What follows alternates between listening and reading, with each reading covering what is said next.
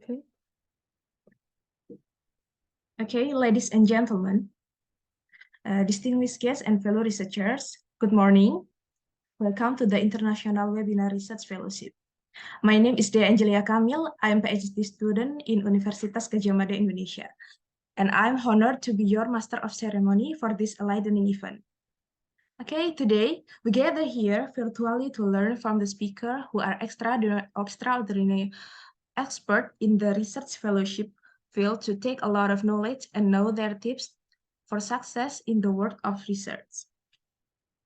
As a master ceremony, it is my duty to ensure a smooth flow of proceeding and provide brief introduction of each speaker. However, on the deeper level, my role also entails fostering a sense of community collaboration and share learning among all our participants. So let us embrace this virtual platform as a space for connection, idea exchange, and growth. I encourage you all to actively engage in the discussion, post thoughtful questions, and take advantage of the opportunity to expand your knowledge. Remember, great ideas are often born from this moment of interaction, where perspective clash and knowledge intertwines. Okay, it is important to express our gratitude to the youth patient to action community or organization that has organized and gathered us all for this morning webinar. YPA, or Youth Patient to Action, is an organization based in Indonesia. And let me greet the head of the Youth Patient to Action community, the head of the committee, and all the committee involved in the preparing this webinar event. And hopefully, this event can provide knowledge and have a positive impact on all of us who take part. I would also like to express my gratitude to our two speakers. First is Mr. GT SDR Vicky Kumar and Ms. Nurul Arnida Hussein, PhD, and also the moderator, Mr. Kamal Sukandar. Okay, once again, welcome to the International Webinar Research Fellowship. May this event inspire us to continue exploring the uncharted territories of knowledge and pave the way for the brighter and more enlightened future.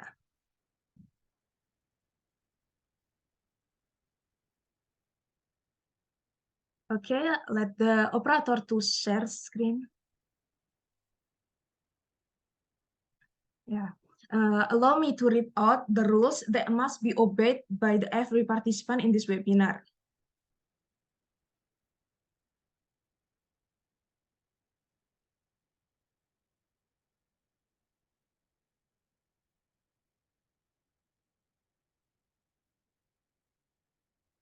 Okay, first, participants should mute their microphone during webinar except allowed by the committee. And the second, participants could ask to the presenter during question section by using a raise hand feature to talk directly or using Q&A feature if any question before question section with format name underscore institution underscore question. And participants should fill the attendance form and its evaluation as requirement to get the certificate. Link will be announced later in the chat box. And participants should use registered name with format name underscore institution. Participants should activate their video with the virtual background and dress properly. Participants may turn off their camera only if there is no connection issue. Participant will get certificate if attend full of the session today. Okay, next. Okay. Furthermore, here all media partners who play an important role in the organizing this event, and I thank all the media partners. First is Scholarship Hunter, Belajar.id,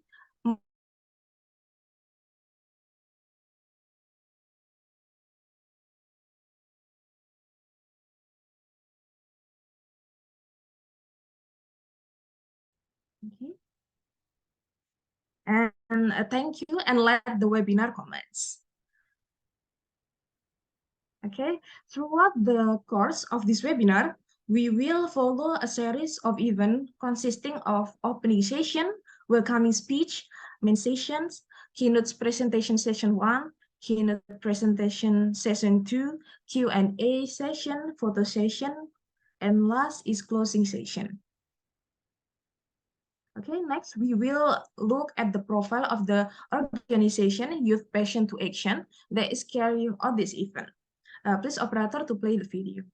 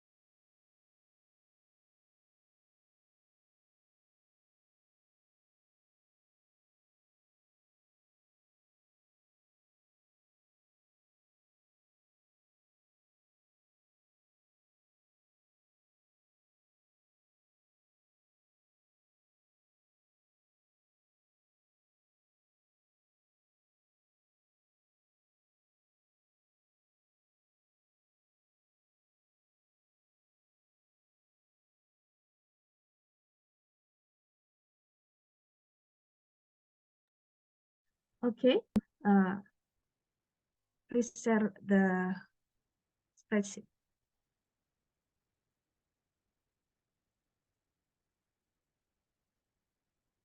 Okay.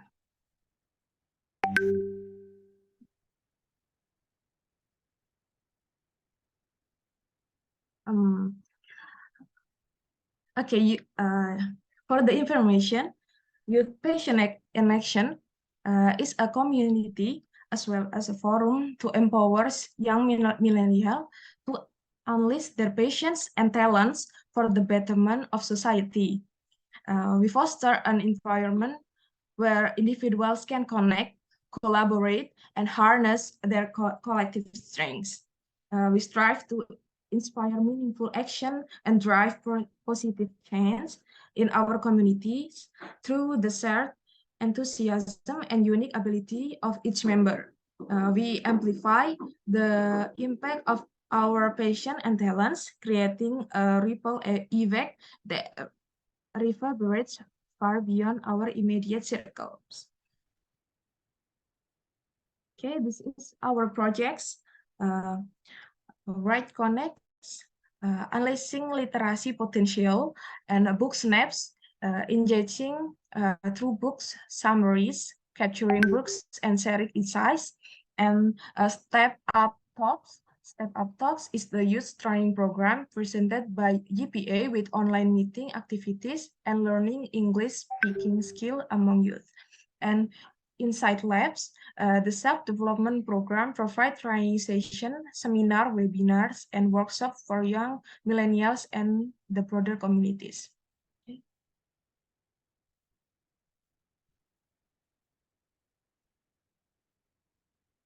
Okay, the next agenda is welcoming speech from Head of Committee, Mr. Linggar Mawikumiswal Aji. The floor is yours. Bismillahirrahmanirrahim. Assalamualaikum warahmatullahi wabarakatuh. Hello everyone, ladies and gentlemen. It is with great pleasure that I stand before you today as the head of the committee of the organizing committee for the International Webinar Research Fellowship Unlocking Opportunities. I would like to express my gratitude to each and every one of you for joining us today. We are delighted to see overwhelming response with a registration count of 178 participants from various corners of the globe. The international participation truly reflects the global interest in research career and emphasizes the importance of our topic. Today's event is centered around the significance and research fellowship and internship, which serve as crucial stepping stones toward a successful research career. This event is collaborative effort organized by the dedicated team of Youth Passion to Action. And I want to extend my heartfelt gratitude to our team members for the tireless work and dedication in making this webinar a reality. I encourage of all you to participate actively, ask the question, and engage in meaningful discussion. Let's make the most of this opportunity to unlock the doors to a successful research career. Thank you. Thank you once again for being part of this international webinar. Let us begin our prestigious event and let's embark knowledge. Thank you. Thank you so much for joining this event and enjoy the event.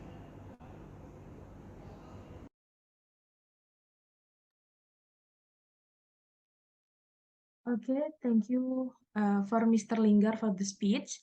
And finally, the webinar is officially open.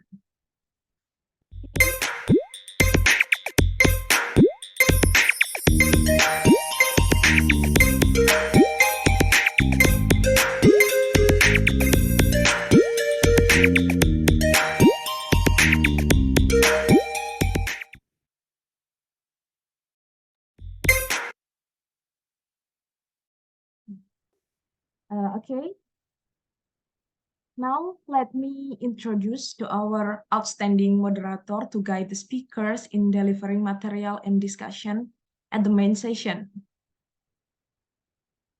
Next.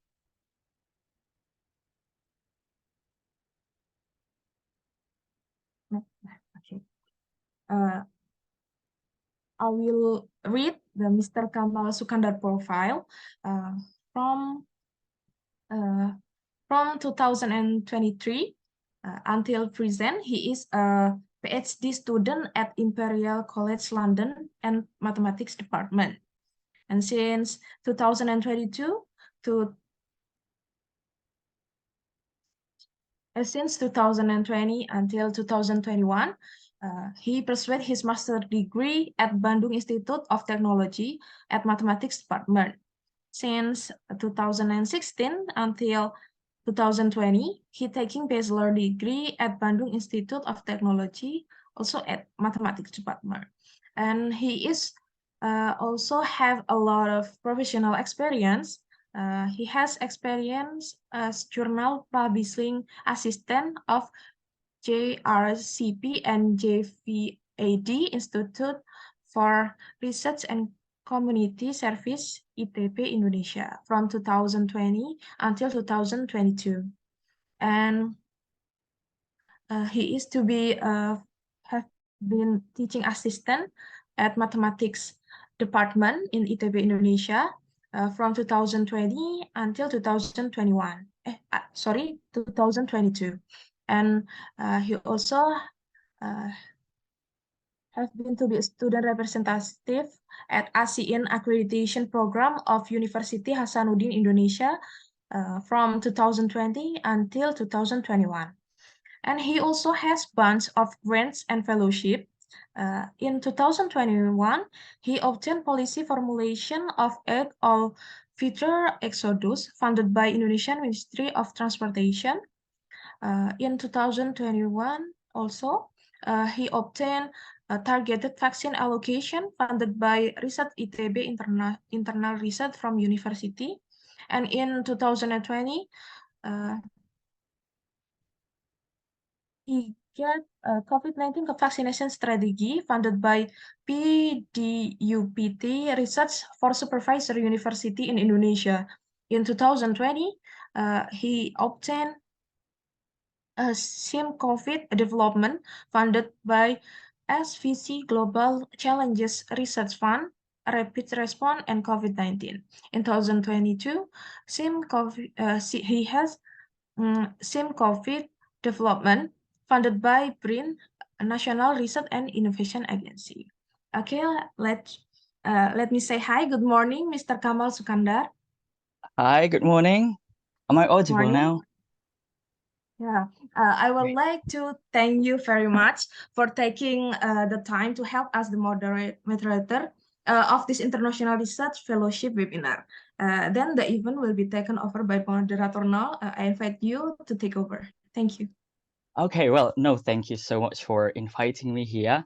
Thank you very much again also for your warm welcome from Dea. So glad to be here today once again. And I guess not to forget that we are now having roughly 60-ish audience on board, which is pretty lots of people. Really appreciative to people start to be aware with the research and fellowships.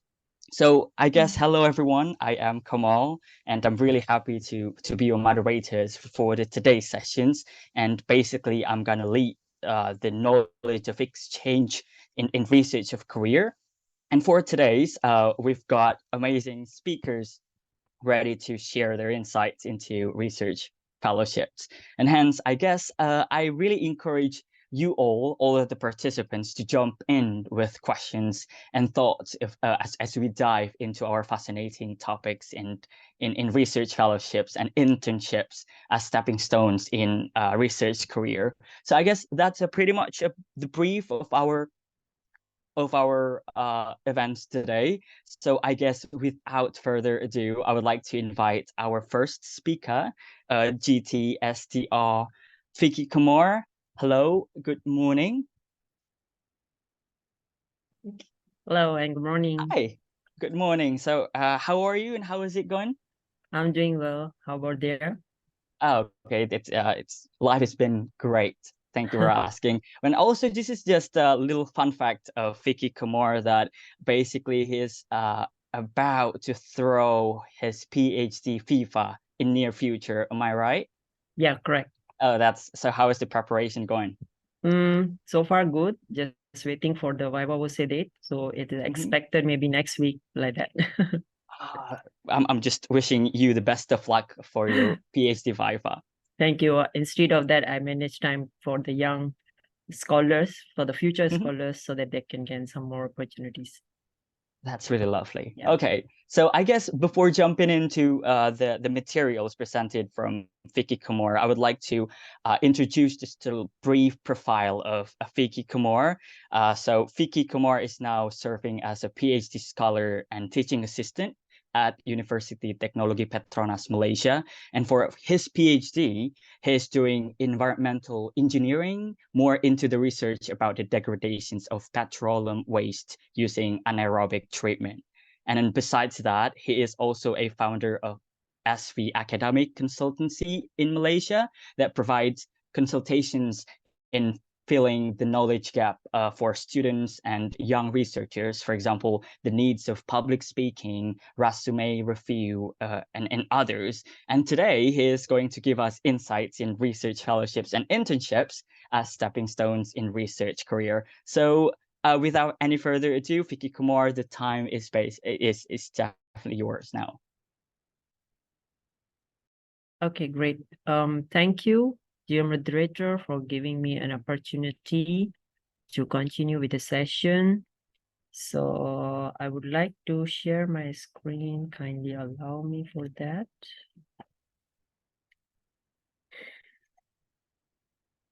Okay, here we go. So I think my slides are visible to everyone.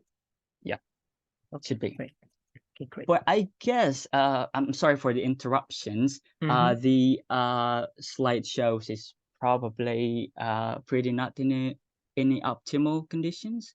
Could you please do like a show us the full screen version, if that's possible? If not, that's totally fine. I try from here. Mhm. Let me try again. Okay, there's because I'm having the two screens, maybe possible because of that. Understandable. Okay.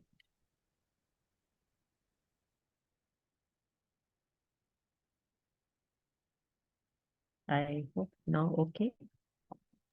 It's perfect now. Right, Thank you great. very much. Because of two screens, so we researchers are always used to have multiple screens, so that's the reason. Yeah, Okay. confusing but understandable. Go ahead. Exactly. All right, so I hope everyone wake up already. This is the time to pursue the dreams. Those who are sleeping still, or they missed the session or something like that, no worries. Youth passion to act, right? They are going to record the session, and I am very grateful to them and their media partners for finding me. I don't know from where they have found me, even though the world is like too big and I'm a very tiny person, they really found it me. So that's the basically thing that where we are actually, trying to make a good network so that we can really help the future researchers, to really prove themselves, like sitting in the room and then just doing that thing, just thinking about how to grab the opportunities and all. That's what I was doing far away many years back. And then finally I found myself something potential in me. And then here I come to it. So today's session is unlocking opportunities, research fellowships and internships as stepping stone research career. So here is where your journey begins. So as you already know about me, Mr. Moderator already have given everything about me, my background and everything. So I will not repeat this on. So let me go to the contents of today's session. So we are having almost like 12 things to cover within a time. I will try my best to cover. So first, I will start with the introduction. So stepping stones in research career is something that you are going to make yourself able to stand in the market. So that market is quite very huge market where we can see one university with around 1,000 graduates. Okay, and then moreover, there's not one university. If particularly I say in Malaysia, since I'm pursuing studies in Malaysia, so like within my region here is around 3 universities, and each university almost graduating plus like 1,000 plus students. So when they are into the market, so everybody is basically putting their efforts, putting their time, their sweat to grab the opportunities. Correct. And then research fellowships and internship is considered as one of the crucial kind of opportunity. I can say that, yeah. And that makes you to provide a valuable hands-on experience that you have learned through your degree, or you are going through your degree time for your internship and after your degree for research fellowships. Okay. Open doors to exciting opportunities is one of the responsibility, students' responsibility. Okay. There are a lot of opportunities around the world. It's just like maybe you are not that familiar how to get into that, okay, and how you are going to explore it. Everyone has its own kind of, strategy. Yes, so that's what I am going to explain today to make your journey more smoother. Okay, but before we go into that particular part, I would like to highlight that I will be differentiating between research fellowships and the benefits, internships and their benefits, and how to find the right opportunities, the application process, and the success stories that maybe can motivate you if you want to motivate yourself. I will try my best. Okay. So basically defining here the research fellowships and internship. So research fellowships are financial awards that support research projects, while internships are short-term work experience that provide practical training. Okay, sometimes I hear this question that, sir, internships really means like we can add it in our CV as experience, as a work experience like that. So meanwhile, I would like to clear here, internships are the short-term work experience. You are among the experts during your internship. So for me, if I consider this, if you clearly mention internship in the bracket, short-term work experience, it's definitely going to work because we are just putting internship. Okay, internship, and then we put a lot of responsibility 1, 2, 3, etc., etc. It's not going to work like that. Okay, you need to change the strategy. You need to change the way people look. Okay, if you manage to step that stone, okay, you are on the ground already. Now it's just like you need to heal it up. Okay, so distinctions and commonalities between these two is duration, funding, mentorship, professional development. Okay, how we define these terms? Okay, they can help to build the skills, expand your network, and enhance your resume. Okay, by gaining the experience in research and getting to know other researchers, fellow, and interns in your workplace or your colleague can develop a strong foundation for your future career. I give you an example with this. Global outlook and opportunities. Our world is not limited to have just IT only, not engineering only, not management only. Now we are expanding our network, we are expanding our technology, we are expanding our kind of world in digitalization. So if I talk something about climate change, it's not just a climate change, it's completely integrated with something different, which is like, water scarcity, climate change, reflect water scarcity, then sustainable technology, then economical affordability, then water, digital future and all. So these all are actually linked. Like if someone asks me, I being a petroleum graduate, how I enter to the environment engineering, whereby in some countries, they don't allow to change your discipline, if I am not mistaken.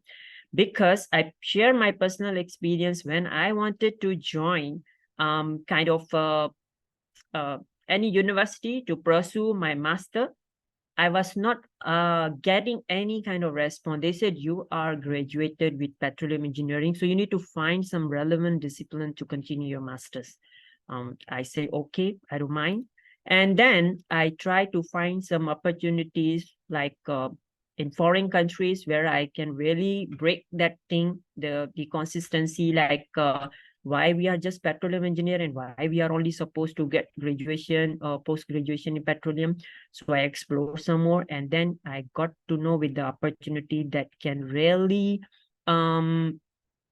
get me into environmental engineering, which was my goal, basically. Okay. So by that means, I give you a simple example. Innovative environmental engineer. I just give example for environment because that's my basic field. So for example, if you are graduating with environment, IT, or for example, something related to engineering field, okay, this is what the future is. Like from this trash, we are actually making our country clean, friendly environment, something like that. So basically, giving you this example to inspire you with the research, why the research and kind of internships really need you, or really you need to do them, and why organizations are looking for interns and all. You need to understand that thing. Why organizations are not hiring part-time graduates or etc. Why internship or something like that. Okay, so I give you example with this. For example, this is a small project, okay, by one of the company. Okay, so they have developed the app, okay, and maybe it can be related to IT graduate or something like that, okay, who is good in developing the app. Maybe if they are thinking of finding the opportunity or something, they can brainstorm something to prepare some proposals or something like that, which can really enhance their chances of getting a good opportunity with the professors. Okay, so this project basically means to have when a kind of a person, or maybe the house, they are throwing the garbage or something like that. So it generates the signal because it contains some sensor when the garbage is reaching to that level. So it signal to the company, okay, that enable activate that sensor and the signal to the person who is a PIC for this, and then it's sent directed to the truck driver or the truck people, and they directly go to that location and then empty the garbage. So what is the purpose of this one? Even though we already have the check and balance, like early morning the trucks are coming, they grab the garbage and etc. So why there was a need to minimize the environment impact, to minimize the kind of pollution, okay. And sometime in Asian country, I particularly have seen, like when we just keep the garbage bin outside, and morning we saw the cats already, like, you know, completely trash it out and everything. So that is how it actually works, okay. So this is become because of the research, because of your experience, what you are going to gain from the industry. And at the internship level, you are going to brainstorm yourself, so how you want to decide your future. And for research fellowships and all, they are going to decide how the current present technology need to be enhanced, something like that. Okay, so the next thing, types of research fellowship, explore various types of kind of scholarship fellowship around the worldwide. There are like government funded, there are university based funded fellowship, and the private sector fellowships, right? So government funded are basically awarded by national government, international organization, which are collaborated with some government agencies, and they are often open to researchers from all over the world, and but may have significant eligibility criteria based on their citizenship or residency requirement. Okay, some of the examples are Fulbright scholarship program. We all are actually familiar with this program. Okay, so that's a very potential program. Later on, I'm going to show you which are the current open source of the scholarship for you to apply. Okay, university based, that is fully offered by the academic institutions, and all the students or faculty member, they are the specific target group of researchers they can easily join. So one example is graduate research fellowship program that is offered by almost all universities, but the terms are different. In Asian countries, we have seen like teaching assistant, research assistant, graduate research assistant, or graduate assistant, like that. So private sector is something that is going to give you an opportunity, not only fellowship, maybe internships also. So one of the example I quote here is Google PhD fellowship, and Google also nowadays offering internships too. Later I show you how. Okay, the eligibility criteria for the application for research fellowship depending over the fellowship eligibility like depends on the nature of the fellowship. So you need a strong academic record, okay? And that one I also tell you how you have to make it. It fully depends on your letter of recommendation and your academic research or the mentors. So application process for research fellowship typically involves submitting an application form, a research proposal, letter of recommendation, and some of the fellowships also may require interviews and kind of the assessment forms. Okay, so benefits of research fellowship is very important for you guys to know. Okay, so financial support, some of the scholarships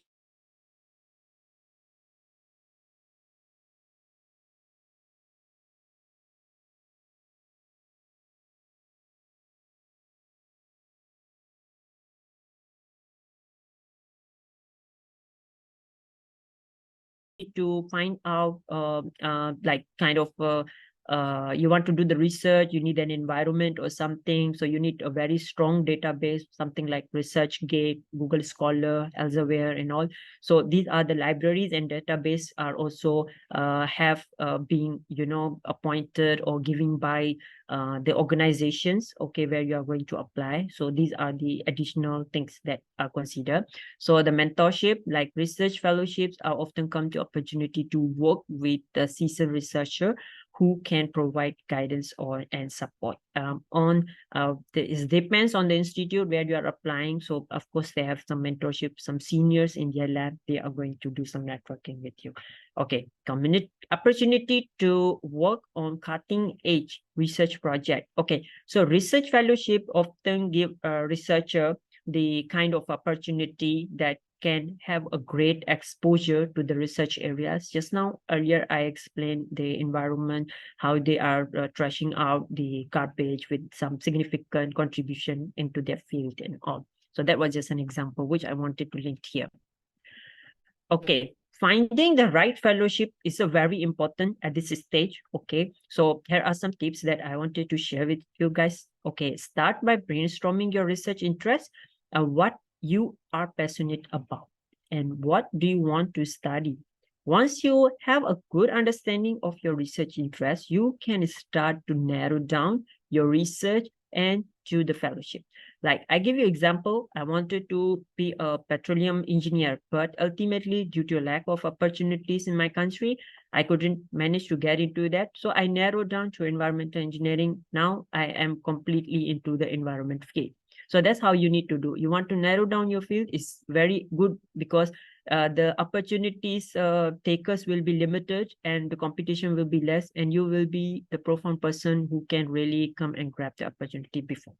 So you can use some online database to find the opportunity where they are going to advertise their research fellowship and opportunities. So I have quoted some opportunity like grants.com, Fulbright Scholarship, Foundation Center, and the recurrence of the higher education. ProFellow is a very good website. I recommend everyone, they can visit this app. It's very nice. And contact your professor and mentor, read the fully requirement for the fellowship hiring, what the criteria and everything, and tailor your application fellowship to the specific requirement. So get your feedback on your application material. So this is how you are going to get into finding the right fellowship for you based on this criteria. That's very important thing. Okay. So some additional tips that I can give is start search early. For example, those who are about to finish their degree or postgraduate degree like master, they are aiming to go for some fellowship like PhD fellowship or something like that. So at the end of your, for example, semester or something like that, you start to research about when you are having time interval to get your degrees, documents from the university. Within that time, you start hunting for that.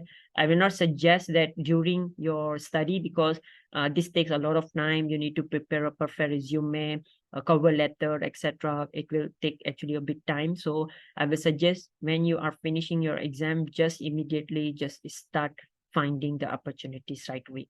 Okay, don't give up.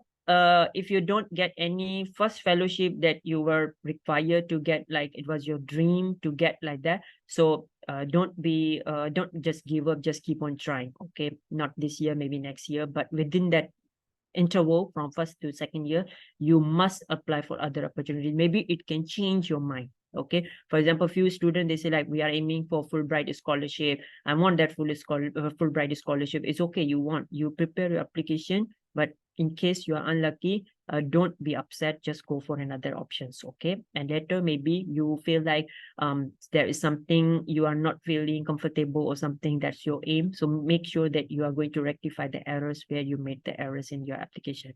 Okay, network with other researchers, attend the conference, workshop, and events where you can meet with the researchers, and you can get to know with some opportunities, direct fellowship and opportunities. Okay, and then that was about the fellowship. Now we go for the research internship. Okay, internship offers student opportunity to gain hands-on experience in research setting. They provide exposure to real-world research problem and challenges. Interns can work as an experienced researcher and learn from their expertise. Okay, internships can help the student develop their research skill and the knowledge. They can also help a student to build your network, make connection for the potential mentor and employer. So when you're finishing your internship, make sure you have a good connection. You make yourself potential candidate among them so that they are intent to hire you. They don't skip that. If you are leaving after internship, it doesn't like affect them. They must affect, because if you are giving a good impact, a very good image to them, reputation, they will definitely call you to work with them. Okay, so difference between internship and fellowship is clear. I will not repeat this again. Okay, so internship, where the prestigious internship program you can grab is a NASA research internship program, Google internship, Apple summer internship, Microsoft engineering, CIU internship, Goldman Sachs scholarship, global summer internship, SpaceX internship also is now offered, and JP Morgan and Tesla also started in Malaysia. So they started recently hiring the interns. Meta, which is earlier name for the Facebook earlier name, and now it's Meta. So Amazon also is now trending, IBM, EY, and the World Bank. So these are the potential kind of the companies where you can target your future internship. Okay.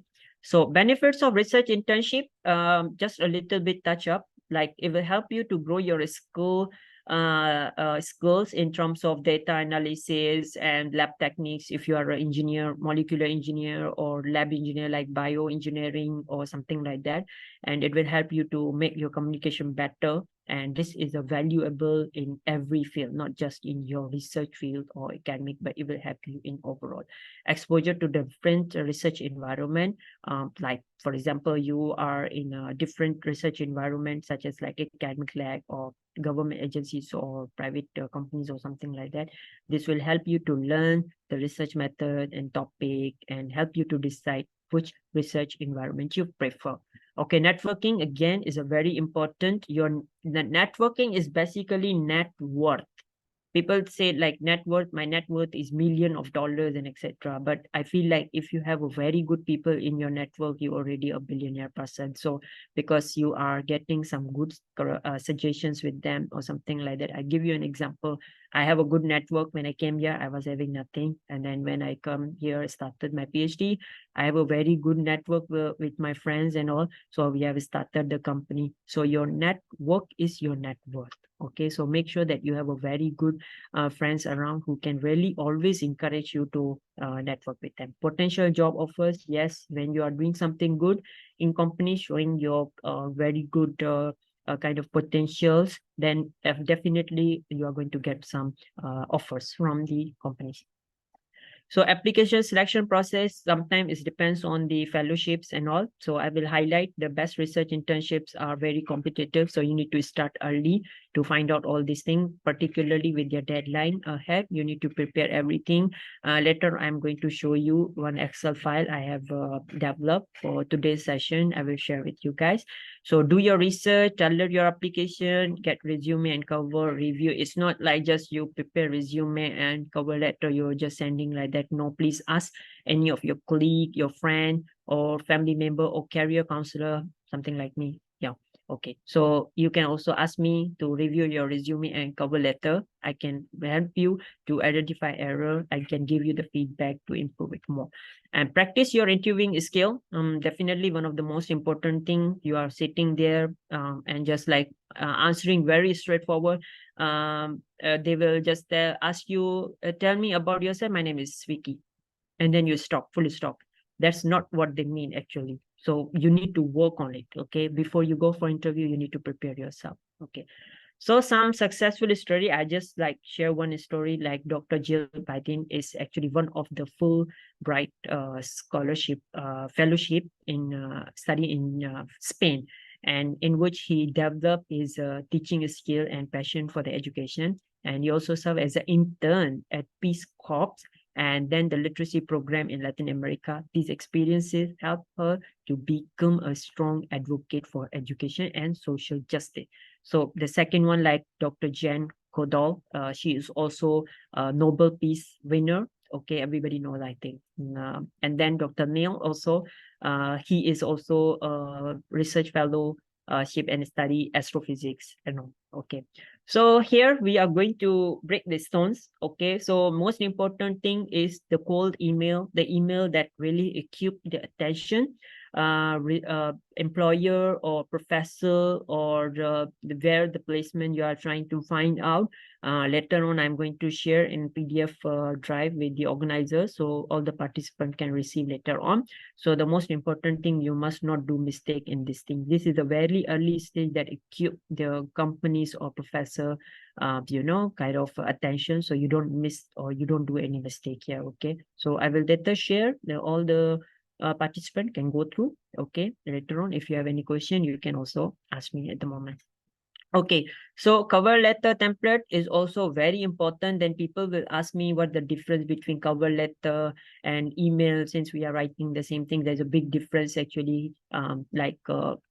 Email is something that you are trying to grab the attention for the person you are sending to just open it and go through with few sentences can grab their attention. You need to prepare your email template like that. The cover is what is the position that you're applying and etc. You need to put something that is really encouraging to them. At least they can give you an interview call and later you show your potentials to them. Okay, and then yes, academic CV is a very important. We are intern, we are researchers, we are trying to find some opportunities in institute as a lecturer or something. Academic CVs are very important, and this is the QR I already put here as a source, which is downloaded from Oxford. This is their resume guide, so you can go through this one. Later I'm going to share with you guys. You exactly need to prepare your CV on this template. This will enhance or maximize the chances of getting the opportunity.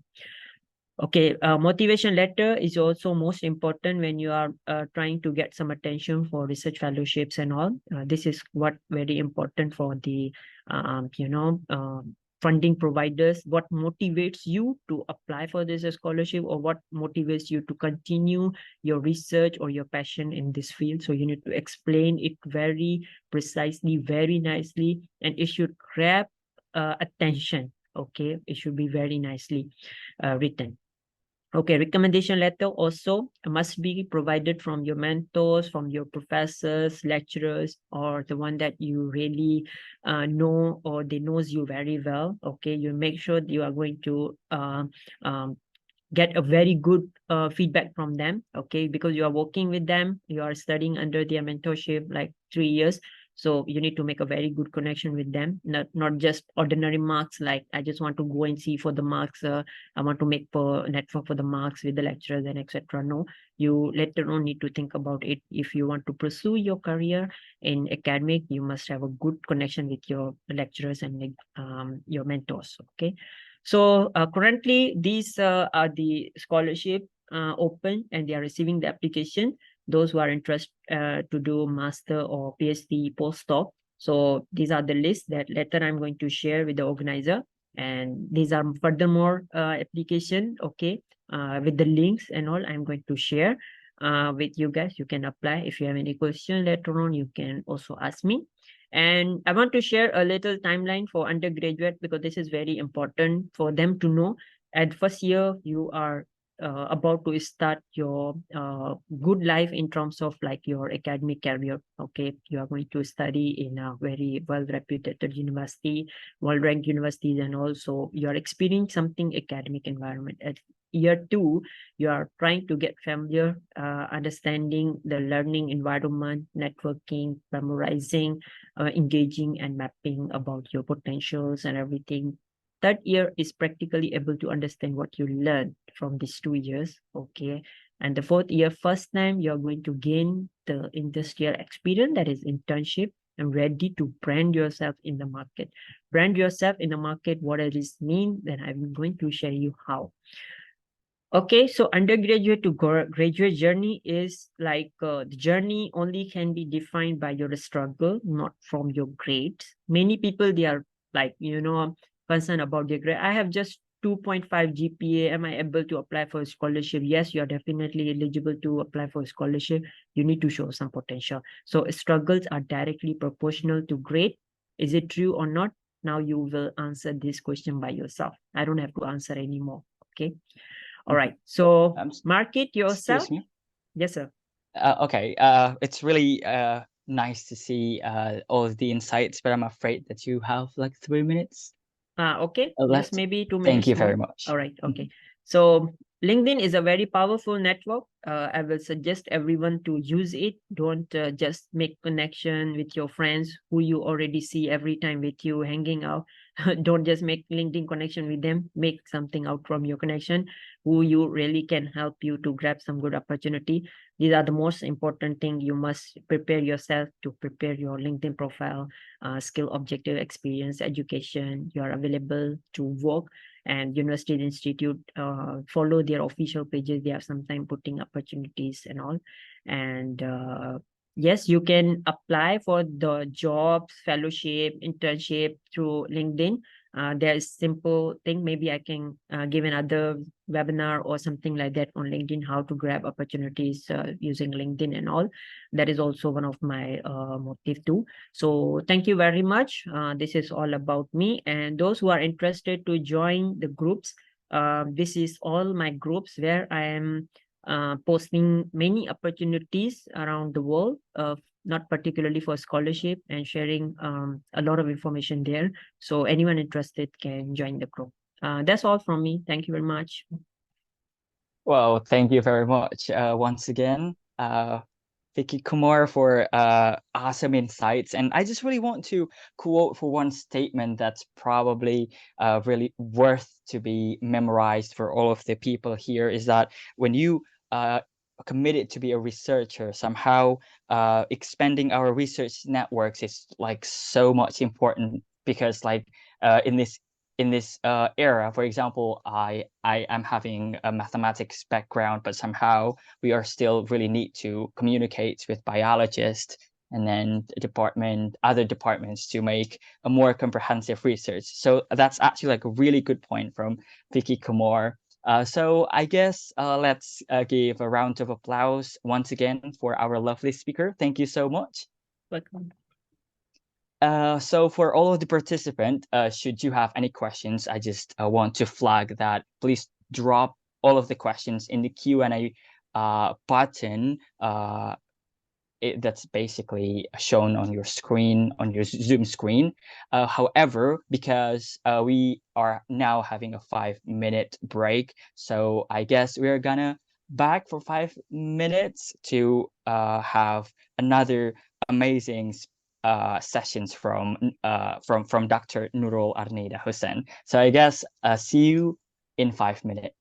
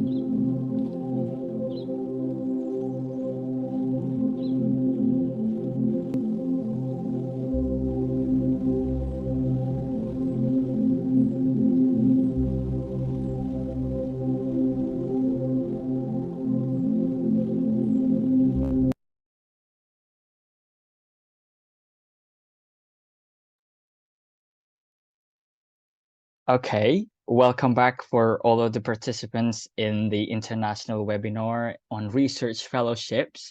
And after we had a first speaker from Fiki Kumar, who gave us insights about about to distinguish between research fellowships and then also internships, we are now entering the second sharing session with Dr. Nurul Arneida Hussein.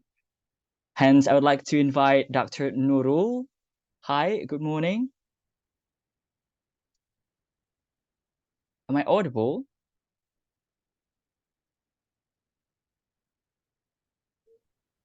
Hi. Okay, I guess you're still muted. I can't hear your voice. Now, okay. That's perfect. Okay. So how are you? Good morning. Yeah, I'm great. How are you? Doing great. Yeah. So yeah, it's really nice to have you here to talk about research fellowships and internships. And before jumping into the presentations given by Dr. Nurul, I would like to provide a short introductions about her. So Dr. Nurul Arnida Hussein is a biotechnologist and researcher specializing in bioinformatics and molecular biology. And then she has forged an impressive 18-year journey marked by unwavering commitment and outstanding accomplishment. And with an early and enduring passion for research, she earned her PhD from IMS University while excelling in a demanding technical role at Monash University, Malaysia. And her expertise shines in projects centered around next generation sequencing analysis in plant organisms. And notably, during her master's program, she constructed a classification model for alternative polymorphic translational initiation sites in eukaryotic human biological sequences, showcasing her adeptness in navigating complex data using supervised machine learning approach. Her pioneering work includes developing a DNA marker database for medicine, aromatic, and ornamental plants under the employ of the Malacca state government. And currently, she delves into non-coding RNA within plant gene expression networks, fueled by an unyielding dedication to unraveling intricate mechanisms governing plant biology at the molecular level. So that's pretty impressive. That's so impressive. And now she's going to talk about exploring the significance of research fellowships and internships in advancing your research career. So Dr. Nurul, the times is yours. All right. Thank you very much. I guess I'll just share the screen.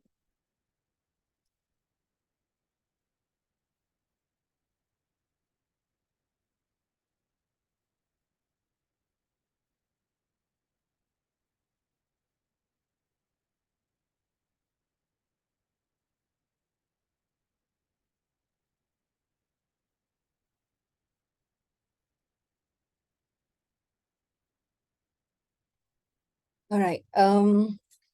Thank you for your kind introduction, Mr. Kamal. All right. Okay. Special thanks to you, Patient of Asian Indonesia, for having me today. Assalamualaikum, good morning, and selamat siang. I think, selamat pagi, to all fellow researchers here. So I'm very happy to be here today to share my career journey as well as my knowledge about the research career. Same goes with me also. I'm very small in the research fellowship world, but I'm very happy here to share what I know about the research fellowship. All right, so without further ado, let's start. All right, I just go a quick about my education background. So I completed my secondary education at Islamic Science School in Malacca. So afterward, I gained admission to the Multi-Question Science program. This is administered by the Malaysian Science program. So at the time, we are the first batch multi-question program under the KPM. And after that, following my foundation year, I enrolled in the bachelor's degree program at University of Malaysia Sabah. It is situated at the Sabah on the island of Borneo. So I just share because we have many international participants here, right? So in case if you are interested in studying in any of our university in Malaysia, all right? Okay. Borneo is the third largest of the island in the Kati shared by 3 countries. So this is where UMS is located. Also, UMS very beautiful campus. Okay, my degree in biotechnology took me around 3 years to complete, And my final year project centered around the molecular biology. My journey continue with master degree in machine learning at UTM, which is the University Technical Malaysia Melaka. This is the first public university in Malaysia, located in a small state of Melaka. I pursued my master degree after working around 4 years. It was not easy because I'm pursuing my master at part-time, but I was very lucky because the UTM campus is very near to my workplace. Okay, this is give me proximity and ample time to see my supervisor during lunchtime or during after office hours. All right. So after obtaining my master degree, all right.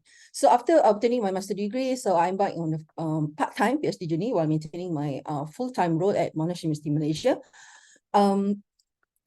This PhD journey took me around 7 years, but I didn't use 7 years to complete my PhD. So because I took around 2.5 years for deferment due to personal matters and waiting for research finding. And also at the time, we have a COVID-19 pandemic delay, and then I have some delay in presenting my viva and also delay in submission thesis. So, but fortunately, I managed to complete my PhD in August last year, 2022. All right. So, also I was honored to receive Brain 15 PhD scholarship from MOHI. This is scholarship is really helped me to find my PhD fee at the time, right? So, and then I'll just quick to show my professional journey. So I completed 7 years working at Melaka Institute of Biotechnology. So this is an institute under the Melaka State of Government. So I started as intern back 2004. So then I was offered a full-time employee assistant research officer. Working in Melaka also, I also gained professional experience in the biotech business. This is where we aim to commercialize DNA marker database at the time. So in this role, I have experience to present to the private, public and private funders, and also to get a potential advisor at that time, right? And then my next professional journey is where I am now, which is I am working at Monash University, Malaysia. I completed 12 years already. And this is, I was initially employed to, I was initially hired to join a research project, which is funded by Agency Innovation of Malaysia. So then while waiting for the grant, I worked in the genetic lab, insisting molecular biology practical at the time, and then subsequently joined the MyMap research project and served as a researcher about 2 years. Unfortunately, we don't have MyMap project didn't get subsequent funding at the time, so I was transferred to where I am now. All right, so this is I'm currently while after completing my PhD, also I'm working as an independent researcher. Okay, while still holding my full-time role at Monash University. All right, so enough about myself. Right. So what is our agenda today? So our objective is to explore the significance of research fellowship and internship in advancing your research career. So this is the agenda for today. So I will go quick about introduction. What is research career? In case is there any participant here would like to know what is the research career, and then the path to research fellowship, the type of research fellowship, and then benefit of pursuing fellowship and the application process, and also how to become independent researcher. I mean the freelance independent researchers, and a tip for part-time also postgraduate students, and also if you have time, we will go quick for the one of the active welcome trust funding for the early career researcher. Okay. All right, so we will go to the first slide, which is the introductions for the research career. So what is the meaning of research career? Okay, research career is referred to the professional path in which an individual primary focus and role in both to conduct the research activities to generate a new knowledge, solve problems, or contribute to the advancement of specific field or industry. So so this slide illustrates the comprehensive framework of the research career journey. So I'll just go quick for the research internships. It already covered in the first speaker. Okay, so the research internship is a temporary positions that enable students to gain hands-on experience and exposure to research activities. So this is internship usually typically take a very shorter duration, like 2 or 3 months, depending on the university. And then me myself, I completed my internship in 3 months, which is sufficient to demonstrate to potential employer that I am capable to start my first career after my bachelor degree. And then research fellowship is typically a monetary award that or grant or financial aid that given to the students or researchers to support their academic and research pursuit, while the research fellowship is more advanced stage. Okay, so its funding is also targeted as experienced postgraduate students, early career researchers, or even experienced professionals.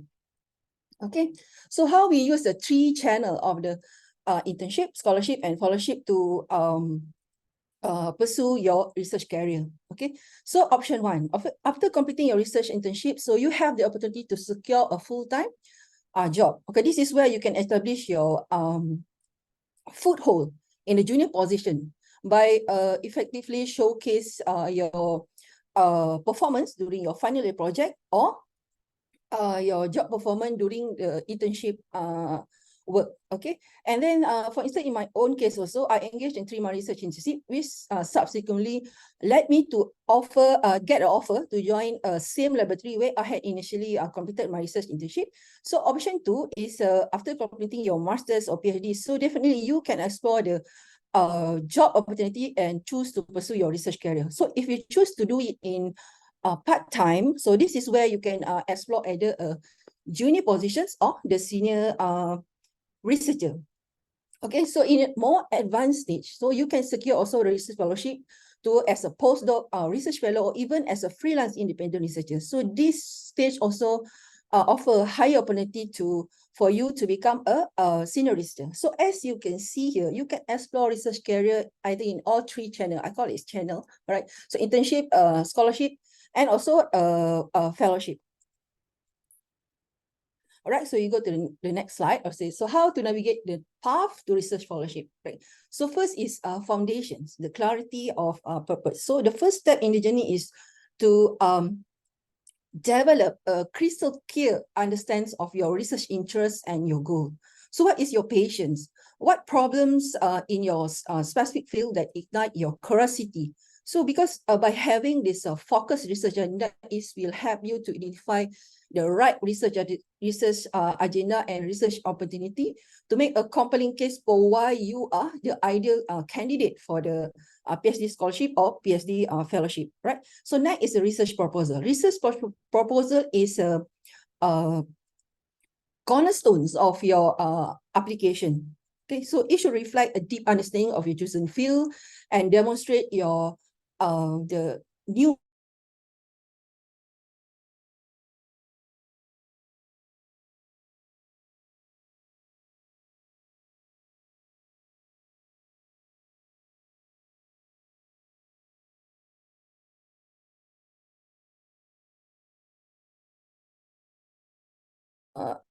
research case. All right, and then building a academic profile. Okay, this is where that you can maintain a good academic track record, because this will become a testament to your dedications and potential as a researcher. For example, you can maintain a high CGPA during your undergraduate studies, and then also you can engage in the extracurricular activities, or you seek out the research opportunity even during your undergraduate degree. Okay. Next, potential advisor. All right. So please engage the conversation with the researchers who work is aligned with your interests. Let's say if you're a biology student, so please engage with the professors who are expert in the biology. If you are engineering or if you're mathematics, so you need to have some sort of very good connections with the potential advisor, because advisor will always be the one who are determine whether you can successful further in the application of the fellowship. And then mastering the art of personal statement. So this is where you crafting a compelling personal statement about your academic journey, and then you need to highlight about your achievements, and then articulate your aspiration. Okay, so and then of course networking and conferences is very, very important, so we cannot deny it. As a researcher, we need to connect to other people, because at the end of the day, we cannot do anything alone. Okay, and then please attend the conferences, also the seminar. Okay, so for you to know the important people in your specific research field. All right, and then this is funding sources. So we just list out later in the next slide. And then meticulous application preparation. So because when it comes to applications, so attention to detail is very, very important. So you need to know, you need to carefully read the guideline and then tailor the application to match what is scholarship required. All right. And then next, we will go to type of fellowships. All right. So we have a 4 type of fellowship. This is postdoctoral fellowship, pre-doctoral fellowship. This is for the PhD candidate, and then institutional fellowship offered by university, research institute, and foundation, and also the government fellowship. This is funded by government agencies in your country. All right. So what is the benefit of pursuing a fellowship? All right. So first, you will get instant recognition. So it will enhance your CV, and we will enhance also your advance your academic skill. All right. And then you will get development in your skill. You offer the valuable exposure and also your learning experience. And the most important thing is you will get a good financial support. This is a guarantee for your fund in case if you want to travel to overseas conference. Okay, and then fellowship is freedom for you, independent and flexibility, because the fellowship is more targeted to independent researchers. So you have the you can lead the project by yourself, you can plan by yourself. All right, and then again the networking. All right, so the application process. So we have several application process here. All right, so finding the research opportunities. So identify any scholarships for academic degree and the suitable program or institutions, and then you tailor your application, customize your resume and cover letter based on the specific requirement of the funder. And then research proposal, also very, very important and crucial. Letters or recommendation. This is you need to get a strong endorsement. It's also like you need to get a validations of your for your previous academic record, right? And then prepare for interview. Okay, so because once you submit everything, so you need to prepare interview just in case if you are successful during the screening stage, right? I'm not sure whether I have time to go one by one. Okay. This is a PhD scholarship that I managed to dig from the online database and university resource. Okay, so in national level, we have a brain science scholarship. So this is more targeted to the physics, chemistry, biology, and also mathematics. Okay, and then the Jeff Fisher Foundation. So you can go for national applicants. You can go to the Jeff Fisher Foundation. There is a lot of scholarship available for different type of specific application. And then the Malaysia International Scholarship, Khazanah Global Scholarship is more tailored to overseas application. And then University of Malaya Fellowship, and then also PPN is available for those who are not able to secure fellowship. We are not going to talk, it's more to the soft loan. And then for the international level, if you are interested to study at South Africa, so you can have take a good look for the TWAS NRF South Africa, and then we have a DAD Germany, and then there's a Fulbright for each student also, and Marisco Daska Korea Action. This is very famous funding for fellowships, PhD, and also early career researcher. Commonwealth PhD scholarship more to UK University. Australia, what scholarship is, if you are interested to study in Australia, so you can go to the website and search how to apply for international applicants and FL scholarship more to UK, and then Agahan Foundation internship. So for the postdoctoral, okay, so postdoctoral is more specific application because time to time they do in national levels, a lot of university offer a fellowship in your university website. So you need to stay alert and then check the website. For international level, we have a Wellcome Trust. Wellcome Trust is very popular fellowships. And then we have EMBO. This is a fellowship grant for the European, and then HFSF is a Human Frontier Science Program. So this is also a postdoctoral fellowship that encourages early career scientists to move to the new area of study. And then we have a Newton International Fellowship. This is based on the UK university for the non-UK scientists to work at a UK university. And then we have the Harvard Research Fellowship. This is based on Germany. And again, we have the Marie Soldaska creation. So they have especially for the European postdoctoral fellowship. So you can take a look.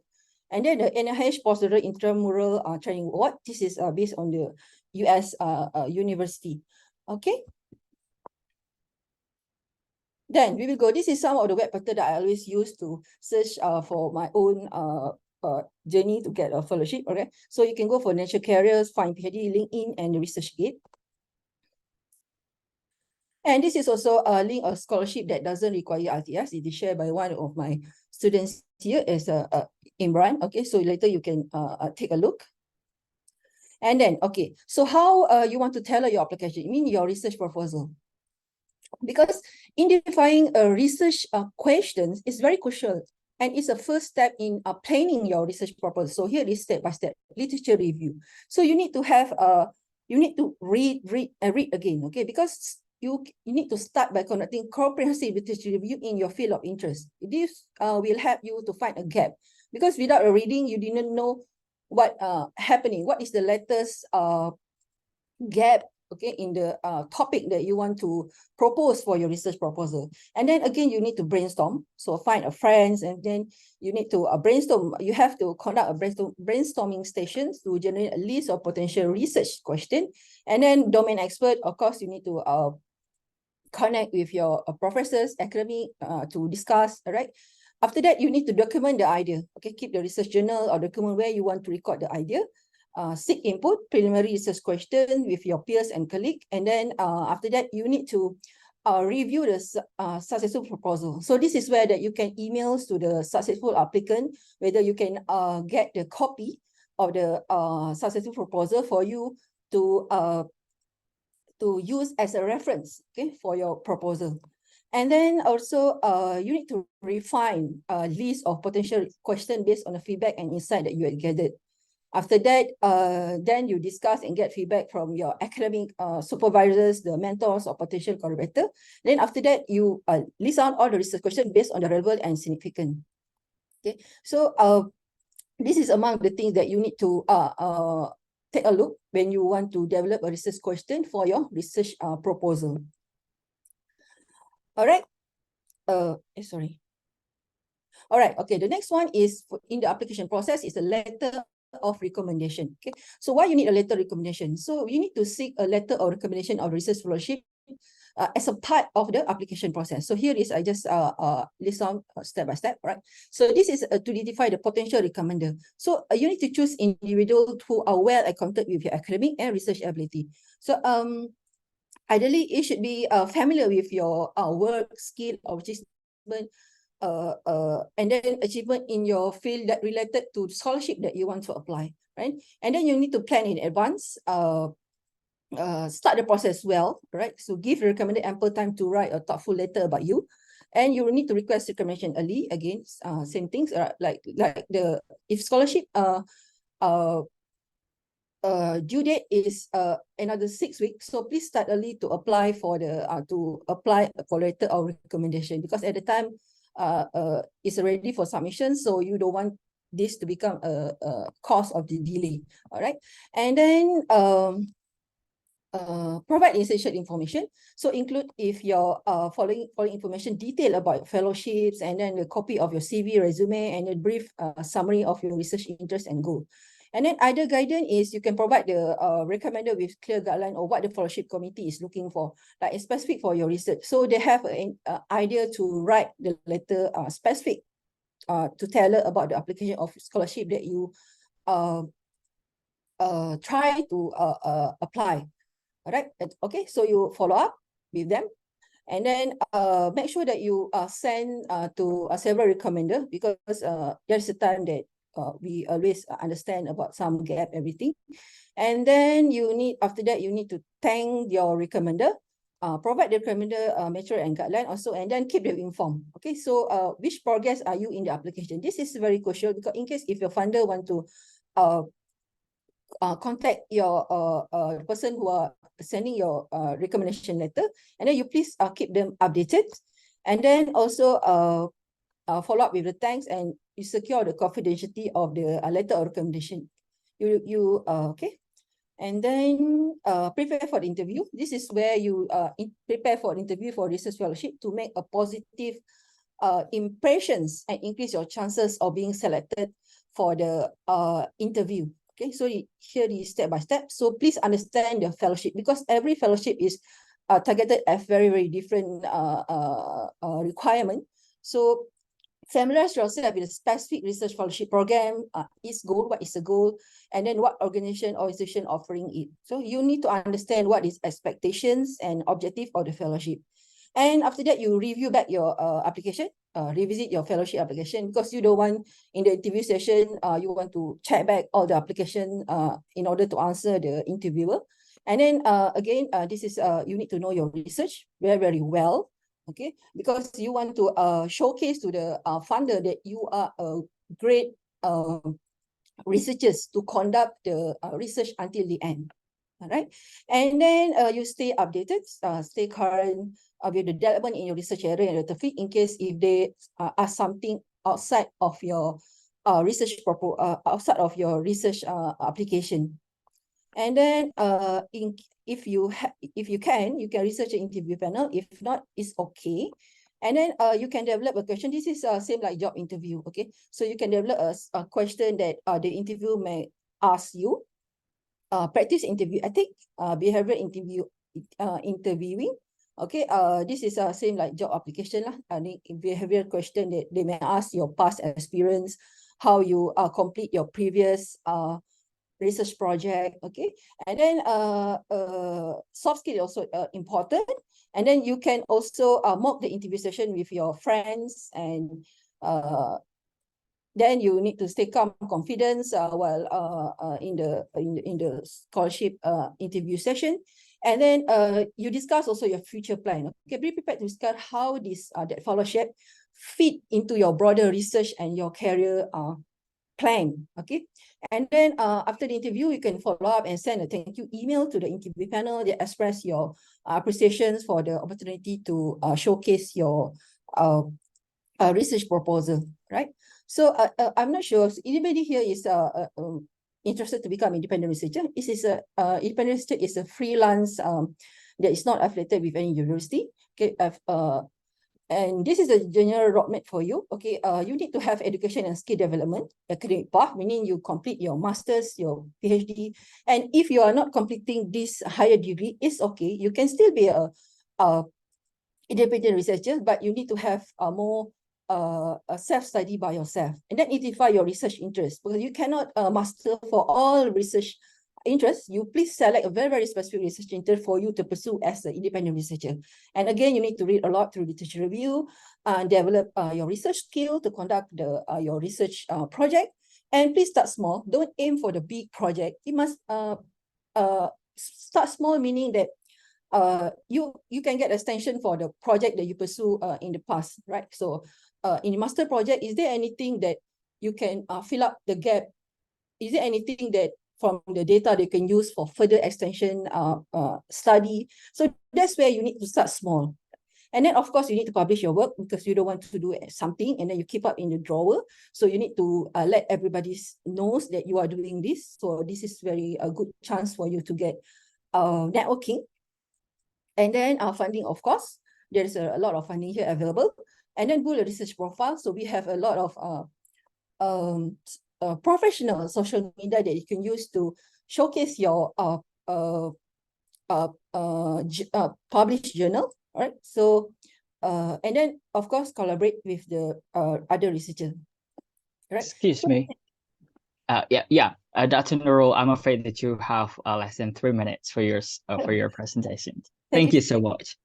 I will just go quick. Okay, so I also want to find a collaborator. Say I got a chance to find collaborator if there is any bioinformatics bioinformatician available here. So please contact me through email, right? And then this is for a part-time job. And then if you are want to pursue your study in a part-time while maintaining your full-time job, and then also at the same time take care of your family personal life. So this is based on my personal experience. This is based on my own experience. So you need to set a clear goal, define what is short-term, what is a long-term, and schedule. And then of course you have the time management, because you are doing many things in the same time. So you need to really know how to manage your time. And then you need to you need to have very good communication with employer and professors. Set boundaries, so don't bring your work to home. So because at home you have another studies that you want to do. Optimize your work efficiently and maximize weekend and free time. You need, of course, to take care because you're doing many things in the same time. You seek support, and then you need to regularly review and adjust. All right, so this is something that I just want to show, because even if you decide to study at part-time, you still can succeed in your role. And then this is welcome trust funding. So I just go here quick, right? So this is something that you can explore later.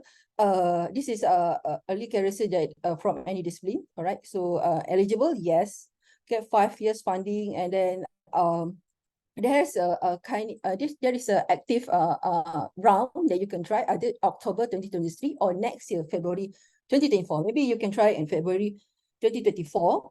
Right, this is something also I want to try.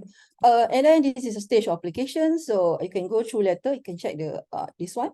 And then what they are not support is the translational research, because they are early career award is more targeted to the new discovery, something new. Right, it's not like implementation stage. And then you can contact the successful applicant and ask whether they can provide you the proposal that you can use as a guide for you to prepare your own proposal.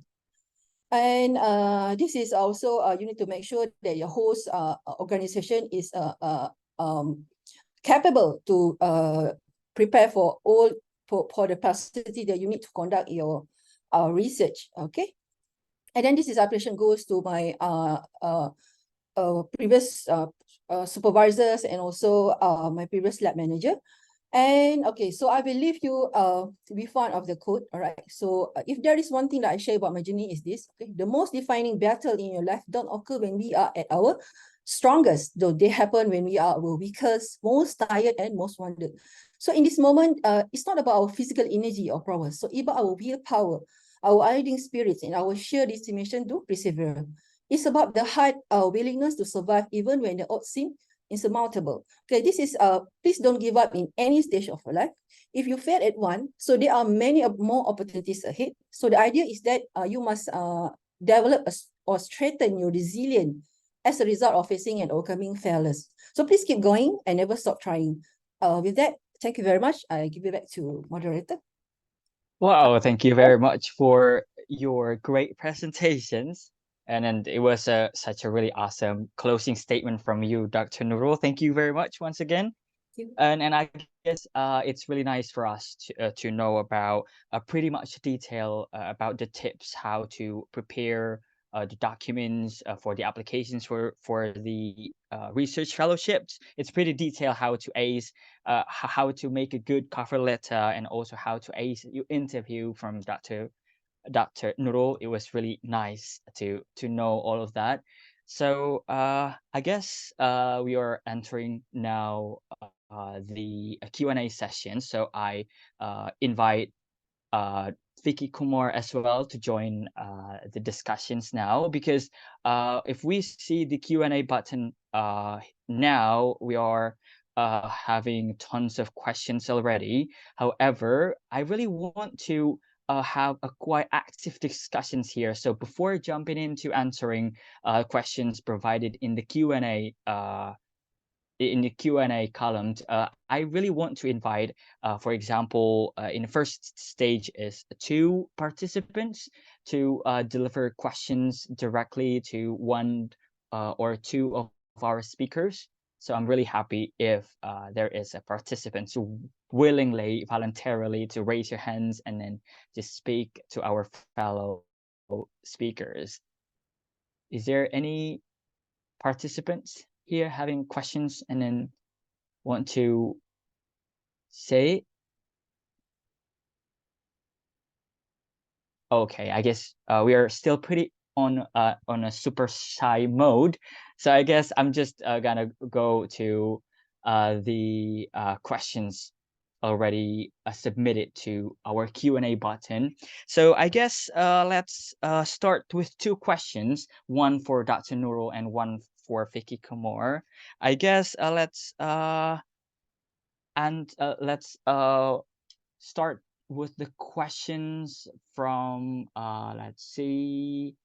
Oh, questions from Dea from UGM Indonesia, and then the specific questions is intended for Dr. Nurul. So the questions is this: what needs to be prepared so that when we go to the destinations and the research fellowship is begin, we can gain a lot of knowledge and experience. I heard earlier that you also mentioned that you always keep in touch with the professor after completing the program. What can be discussed to maintain the communications? So basically the questions is that about the maintaining the communications between the students after they're graduated from the program with the former supervisor. So I guess Dr. Nurul have something to say, just raise it right now. All right, thank you very much. Mhm. I didn't see the question. What's the name of the Okay, it's asking questions Dewa? from Dea He's UGM. asking from the chat box or the Q&A? It's from the Q&A. All right, so how to maintain the communication with your past supervisors, right? Past supervisor or because I'm for my stage, I'm still have a good communication, or I think I still have a good communication relationship with my previous PhD supervisors and also my field supervisors at Monash, and then my PhD supervisor at AIMS University. They have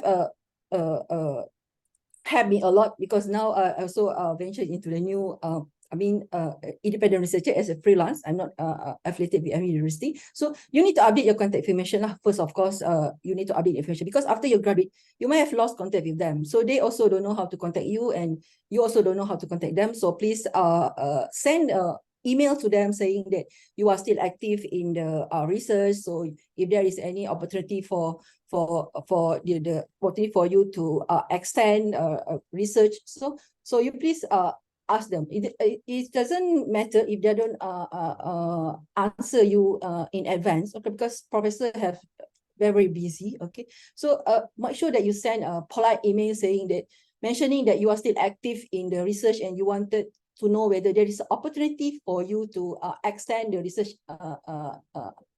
project with them, right? And then you need to mention also how comfortable for you to during your past work with them, okay? So this will create a very good relationship even through the email. And then of course please use the social media, the LinkedIn professional social media like LinkedIn, okay? So you please add them, okay, in order for them to know that you are still interested in research, because some of the graduate researchers that after they're finishing their PhD everything, so they are not interested to do any research.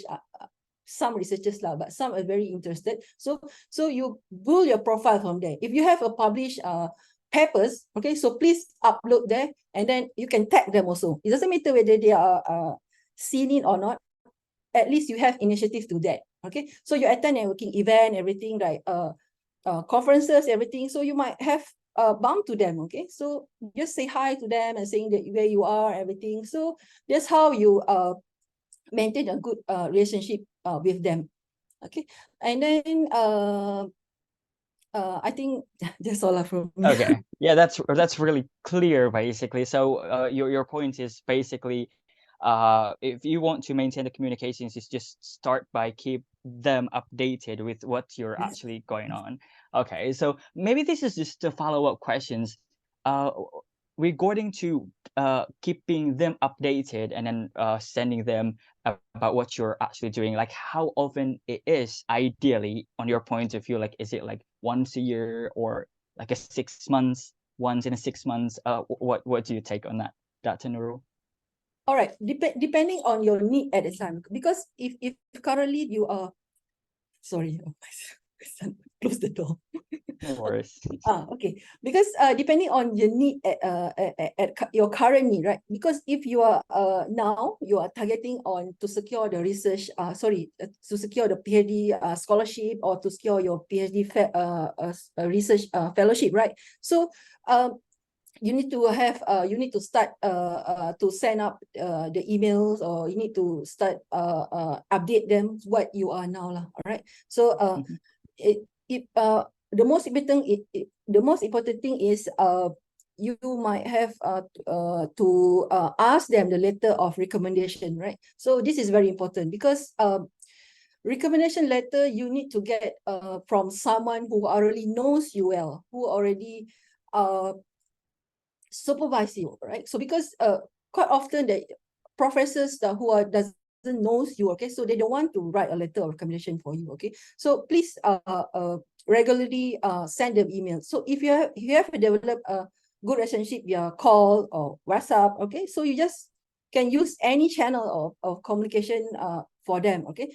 So depending on your need, if you are currently targeted on to secure your PhD scholarship, PhD research fellowship, so you need to email very regularly for them, right? So if they don't apply for the first time, so please be patient, and then another 1 week or 2 weeks, please send another email. All right. So if like say that several email you still don't succeed, they are still not respond, so please make up a backup plan. Okay. So you need to find other professors out there that can help you further on this, right? So the most important is it depends to your needs, and if you are needed urgently, so please make a calls, or even just drop by to their office also can. All right. So because for myself also, I still have a very good relationship with my PhD supervisor at AIMS. Okay, we used to plan many of the independent research projects until now.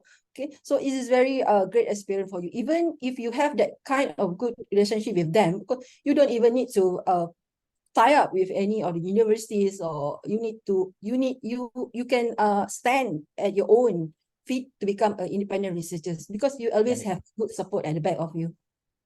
Okay, that's a really good point. Right. I hope it really clear explanations from Dr. Nurul, and I hope that it answers the questions raised by Dea from UGM Indonesia. And let's move on to another questions specifically intended to Vicky Kumar. So we have questions from Tahmina Yaqub from Pakistan. So these are two questions. Can a graduate student apply for these fellowships, referring to the fellowships that you've mentioned from your presentations? And then she has been conducting research and then collaborated with university teacher. However, could you please provide Tahmina a really first step if that Tahmina really decided to want to apply for those fellowships? Like, what's the very first thing to do for Tahmina to apply for the fellowships and grants? So I guess that's the questions. Okay, thank you, Kamal. So for me, this question is it's a very clear. She has mentioned that she has a very good research experience, as you mentioned, and she has a very good collaboration with the university teacher on the research work. So now the question comes to how much the GPA better for fully funded scholarship is or for fellowship. First of all, in my earlier presentation, I already clear some of them, they have like just GPA 3 or just hardly 3.5 or something like that. For fully funded scholarship, sometimes that's the university criteria, that what is the GPA for their criteria to meet the admission requirement. But for the funded scholarship, is the most important thing is to get the consent or to get the recommendation letter from that particular university that you are trying to target the fellowship. For me, this question is something that you are having everything, but you are not putting efforts to make your good connection with that particular researcher that you're targeting to join the lab. Okay, and then I can also read the question next after that from Ms. Tamina as well. Can you please guide me for Fulbright scholarship or Erasmus Mundus program or Chevening scholarship where I can grab these opportunities or scholarship? Please suggest what should I confuse. Okay, so since she already have mentioned her GPA is quite very outstanding, so the only limitation is with her background is business study. Actually, that's really pretty true. For business study or management or something, is quite very tough to grab the opportunity, number one. And if it's something like that, I will definitely ask her to bring something very nice. Like nowadays, life cycle assessment, LCA, is being incorporated with the kind of a management field, and techno-economic analysis, something like that. This is very much, pretty much trending field or the research. That's why I give an example, like how an environmental engineer can integrate with IT to bring something good idea, to give a very good research, to make a very good future, or can advance something that is currently is happening and need to enhance some more. So in that perspective, if it comes to the business field, she need to maybe get some more good connection in terms of particularly like when we are going through professor profiles or something like that, we already can see their expertise and everything. If she is like closely matched 50% of the professor profile and meeting the expectations of professor, and I believe that getting this opportunity is not that big challenge. Okay, that's a pretty clear explanations from Vicky Kumar. Thank you so much. And I hope that if Tahmina Yaqub has a follow-up questions, just feel free to drop them on the Q&A button. And then before proceeding to other questions, I would like to again maybe ask voluntarily for other participants willingly to speak the questions, and then just talk directly to either Dr. Nurul or Vicky Kumar. If not, then let's proceed to the next questions. This is a pretty interesting questions from Dewi, which is a master's student at Nagoya University from Japan. And then the questions is pretty general that I really want to ask both Dr. Nurul and Vicky. So the question is, as a master's student, is there any opportunity to join research fellowships? And based on your point of view as a master's student, should I join to fellowships or internship program to support my career as a researcher? So that's a pretty concise questions. I would like to maybe ask Vicky Kumar first about the question. About what you take on that. Can I get who is that person who was asking? Okay, it's questions from Dewi Lutfiana from Nagoya University. Okay, great. Mm-hmm. So she wanted to get a clear understanding with opportunity to join research fellowships. So at the beginning in my presentation, I already mentioned what is the difference between research fellowship and internship. Okay, let me clear again. If you are at the stage of a master student, I will recommend to go for research internship. Don't mention it only internship. It's a research internship. In other words, we call it research attachment, which is offered by any university around the world which she wanted to target. Even for example, she is from Japan. Okay, she wanted to go for US, UK, or for example, France or Germany, Spain, Italy, any university she wanted to choose. The clear thing she need to mention is this research attachment is for what? She want to learn what from their lab. For example, she is from IT background and she is having a very good understanding with IoT, which is another trending topic, okay, Internet of Things. So she might give a very good proposal that motivates the lecturer or the professor from there to hire her as a research attached program under the program, which can be funded also if the professor really liked the motivation and the work that she wanted to conduct. Okay, and for the research fellowship, is not applicable at that moment because she has not completed her master's yet. So she don't have any transcript or any document that can evident that she is already pursuing her pursued her degree, but she is pursuing her degree yet. Not yet, then better to go for the research attachment program. This can be a very valuable and value-added experience to her academic journey, and this will really lift her dreams. I'm sure about that. Okay, well, good answer. Thank you so much, Vicky Kumar. And what about the, Dr. Nurul, Nurul's point of view about the questions?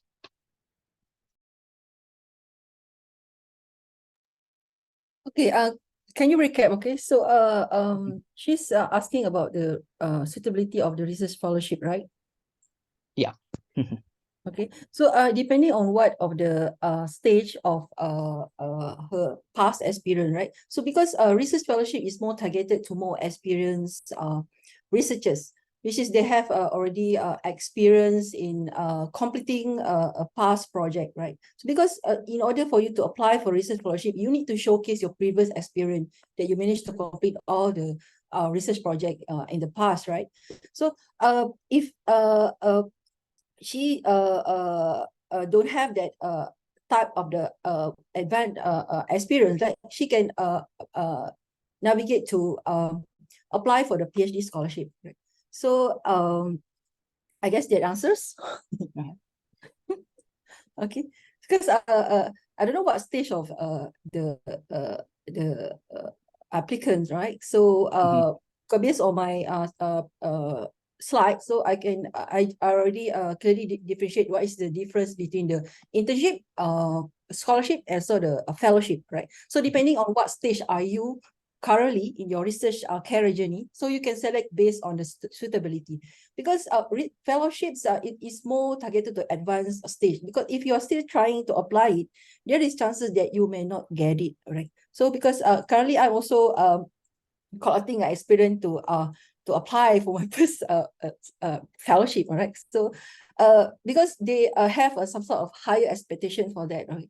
So you need to very equip yourself with the very good research skill, experience, okay, and then your relationship with the renowned professors, okay. So that help you to secure any scholarship or fellowship that you want to apply.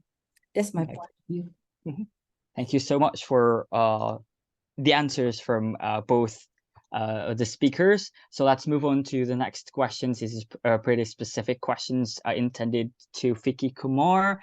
This is from Fignash from Malaysia. Let me read the questions. So I'm currently 42 years old and working in the power plant company in Malaysia as a technician, and for the past 21 years. And currently I'm pursuing master's in management in Open University Malaysia, and I'm interested to change my career in future as a researcher and be an academician. And I would like to continue my study in the doctorate business administrations in the next few years. But I also find myself interested in social science and also psychology studies. And can I do PhD in the study after finishing master's in the management? And what would be your advice on this matter? So thank you. So that's the question. Okay, pretty interesting that sir is still surviving and have a very good motivation to continue with PhD. That's really encouraging. Most of them, like, they just give up. We don't want to do PhD. It's okay lah, it's headache. So thank God that still people are there who really encourage themselves, because they are having a very good experience from the industry. They know already what are the pain points for the industry and how it can be solved through the research, number one. And at the moment, if I can say that Venkesh can continue with the PhD, it will be difficult to answer at the moment because of the age limitation. If any university can have no limitation with the age or something, that I'm pretty sure it's a very golden opportunity for sir to continue this journey with PhD. PhD is a very nice journey. People, they make it very complicated. If you already have a very good understanding, knowledge since from beginning, I know that Dr. Nurul has experienced something like that. since from the beginning, if you are very smooth, you are having a very good understanding with your journey, it's quite very easy. But if you make it complicated, it will be keep complicated until you graduate or until you give up. Okay, so if any university can offer a very good just like if I'm not mistaken, maybe part-time PhD can be possible. According to my experience in Asian University, part-time PhD is possible, but for full-time, I'm not sure. Maybe sir can contact me later. I have already dropped my contact details, so I can help him to find the PhD opportunity in Asian country, especially in Malaysia, where sir is residing to. Okay, that's interesting. So basically, it depends on the university itself, so that it's so restricted to the age limitations. Okay. Sorry, I just want to add. It's very interesting here because the Mr. Vignesh is asking about he wanted to do PhD in different field, right? So I just remember back then, right? So before I pursue my PhD in biotechnology, so actually I was registered a PhD in business as well. So because at the time after my master's, I feel like I don't want to stay in the same field of biotechnology. So I want to interested in the biotech business, right? So that's why I registered at as part-time in the Open University Malaysia. So I was successfully admitted as a student at the time, but I have difficulty to carry out the many subject from the business program, right? Because I am not starting as a undergraduate degree as a business students, right? So but at the time I really like confidence, no? I can complete my PhD in business, right? But as time go by, I feel it's very difficult. I cannot understand many things. But if the Mr. Vignesh have something like transferable skill or knowledge from the undergraduate studies, and he really confidence to change a PhD in different field, is please go ahead, all right? So because it depends to your courage, it depends to your efforts. You need a really big effort if you want to change your field in different study in your research career. So I just want to say good luck for Mr. Vignesh lah, if he want to change PhD field. But it's very good if you have a diverse background, right? So it have a chances, especially in the technical field, right? So if you have a diverse background, so you can work in any place, right? Okay. Okay, that's a really good point. So basically, Dr. Nurul and then Vicky gave pretty much two different points, covering two problems that our asker, which is Vignesh, asked. So the first one is just about the age limitations, 42 years old, and also switching from one department to other. So the first one about the age limitations, it depends on the university, which is an external factor, but also swift switching from one department to other really depends on your efforts and your basic background. So that's really nice to hear that from you, both of you. So I guess because we are pretty tight with the time, I guess we are just gonna get one more Mr. question. Kama, yeah, I would like to take this question if you allow me, please. Okay, of course. Okay, great. Thank you so much. So I wanted to take this question from Miss Melissa from Malaysia. I'm currently in the final year stage of PhD and waiting for Viva Voce. My research field is social science, and I have published 3 papers. And my question is, would there be an opportunity to become a postdoc in other country within the scholarships? Okay, so this is what I am actually at this stage now. So I would like to share my experience at the moment that can also encourage her as well. Okay, since I'm waiting for my Viva Voce, and I have submitted my thesis like almost 2 months already. So I'm waiting for the date from the examiners and all. Within this time, I'm waiting. I have applied for lecturer position, postdoc position, research officer, research scientist, and I got already, every time I got a good response and I'm already selected. So they just want my Senate letter, a kind of a completion letter that will help me to process with the application from the employer side to give me the offer letter. So meaning to say this thing, you don't have to stop yourself. You are waiting for Viva Voce, you must come forward prepare your documents starting from now. Number one, you must prepare your CV. Number two is start getting recommendations from your supervisor. Number two is start your early research on which particular university or country you're targeting. Go to their criteria. The foreign country have limitation with IELTS exam. So if you don't have IELTS yet, just go for it. Just start your preparation for IELTS, because when you're going to get your document and only IELTS become barrier, it will take another 2 to 3 months for you to get the document, which is again a long wait for you. So better at the moment you start list down. Okay, at this stage, if organizers can allow me, I would like to share my screen just for the few seconds. Okay. Okay, this is the template that I have prepared, okay, for all of the today's session. This is where you are going to apply, okay, and this is the position that you are going to apply for, and this is the job description that is coming from the university or the professor when he's hiring. This is the link where you have to apply, the application deadline, the contact person, contact email, date applied, and you need to prepare all the document in the status. You must prepare your resume, cover letter, portfolio, script, transcript, references, status, interview, selected, not selected, etc., etc. So this is the template that I am following for my own when I am job hunting for myself. Number one. Number two, every time we are being asked to fill the forms, long forms, your education, date of birth, grades, etc. Every time you need to recall, oh my God, yeah, okay, fine. So you make your own database here. You prepare your profile, you start your master's when, you end your master's when, your university, the program, the courses, your GPA, etc., etc. And then when you are going to apply, you just open this, copy, paste, and put in the portal. The next thing is university involvement. If you're involved in any club, you have any society memberships or something. For me, I have a lot. I cannot list down all here. So I just prepared the template here. So this is going to also help you with the curriculum activities. Okay.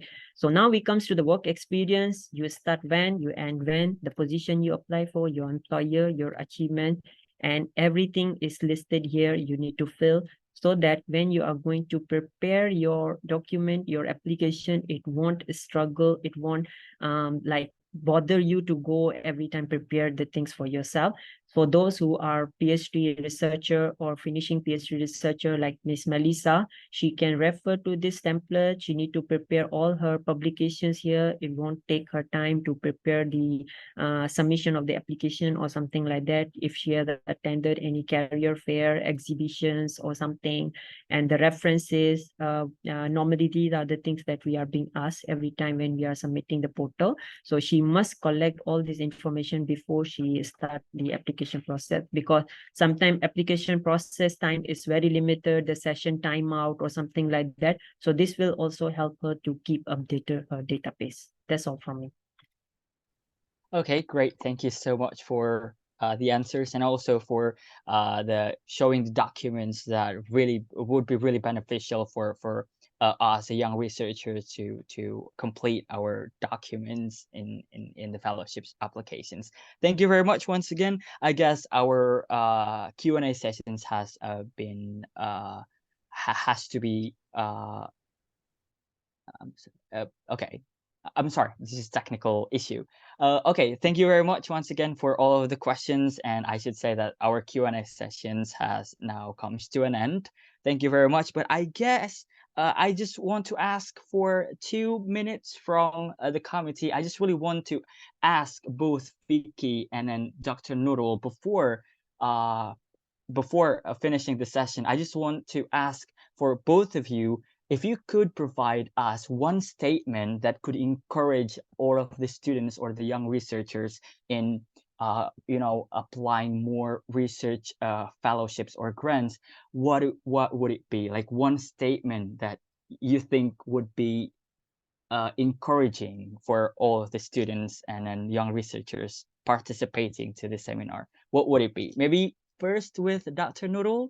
Do you have that statement?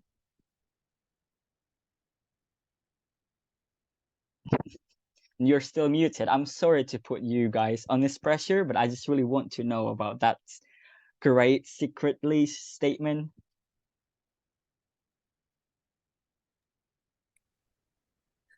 Okay, I guess in my last slides, okay, I already gave some of the to share about really my journey and how uh, uh, I define the battle of the life. So how I wake up from the many failures that I had before. So you please don't stop to apply, right? So it's no matter stage in no matter level that you are, okay, whether you are want to secure a scholarship or you want to secure a fellowship, all right. So if there is a one scholarship that you don't success, all right, so please apply more, okay. So don't focus on only one. If you're targeted on the welcome trust, for example, right, so just wait and focus in that one application only. So please send as many as possible applications, so you will have a good chance in either one of the scholarship or fellowship will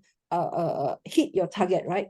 So please keep going and don't stop in any stage of your life, right? Because there is no limitation for age, right? No limitation for condition, right? No matter in what age are you, right? So everybody have a chance to success in your life, right? So because in my case, right, so I never stop working after since undergraduate, because I managed to secure a job after undergraduate, after my internship. So I never stopped working. But I have a opportunity, I have a privilege, I have a support to continue in my higher degree, what they call it, a master and PhD. So you please keep going, right? So I say good luck for every fellow Okay. researchers. Yeah. All right. So when you encountered any fail on your application, just keep applying. So that's the Yes, thing. yes, yes, yes. You Great. need to Okay. have that to wake up from the failure. You Okay. need to have a skill of resilience to wake up from failures, right? This is very important. This is up to Great. you actually, right? So Okay. it's okay if you late or if you have a slow progress, but as long as you never stop, so it's very great already. Okay. So be resilient as well. So what Yeah. about from Vicky Kumar? What's the statement? What's one statement you think could be encouraging? Okay. For me, research is the art of seeing what everyone else has seen, but thinking what no one else has thought. Okay. So that is a very deep line. If someone really can take the lesson from it and from my today's session that I have prepared, even though I was not having the slides and I was being requested from the organizers to prepare some slide just to give them a very good kind of insight so that they can really clear. So for me, when it motivates me at the last moment when someone requests me to bring something to prepare the slide, and it probably took around 3 to 4 hours for me to prepare the slide, but I can see that it's really going to motivate the students today. And if really they have any questions or something like that, I will really suggest them. And again, we repeat, research is the art of seeing. Okay, so you just see from your eyes, don't care about others, okay? Because it's your journey, only you knows what you have to do and what you are going to do. That's all from me. Great. Great. That line is actually really deep. Thank you so much for that. And I guess let's give a round of applause again for our lovely speakers for today, Dr. Nurul and then Vicky Kumar. Thank you so much. And then I guess I'm gonna give it Can I back say something? to. Can I Oh say yeah, something? of course. All right, because I always inspire. I mean, I also admire with people who are pursuing advanced degree in mathematics. You know, because as a biology, so I find the mathematics is very difficult. So I really admire about your since you are pursuing a PhD. The undergraduate in mathematics, right? So you are in the PhD in mathematics, right? So it's very great, you know, because I find mathematics is very difficult, you know. So as a biology student, so it's really inspired me also. Okay, thank you very much for that. That's Nurul, but I should say that other people's grass looks greener. I mean, your field is like good, and then Vicky's field is also good. So everyone feels it's actually really important as other people's field. So thank you very much. Once again, I'm gonna just give it back to the MC, and then thank you very much.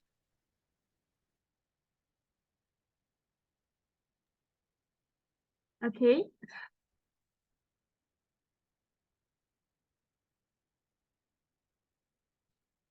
Okay, thank you for all of the speaker and moderator for sharing with us. The main agenda has been complete, and now we move on to the next agenda. The next agenda is to presenting the certificate to keynote speakers and moderators.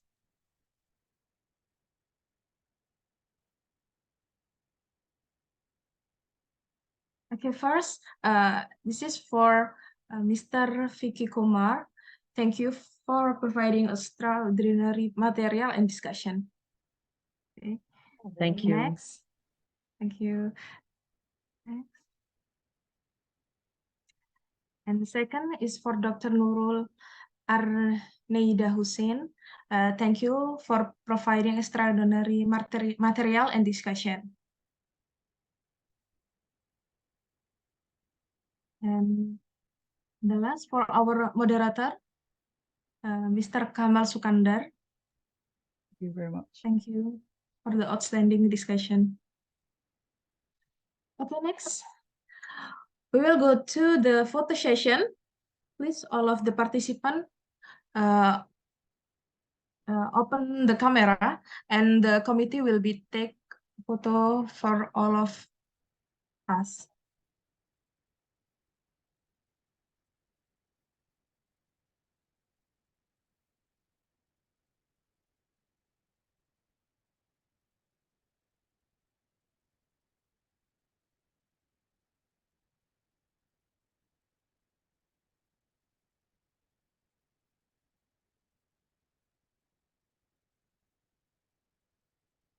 Okay, first slide, first screen.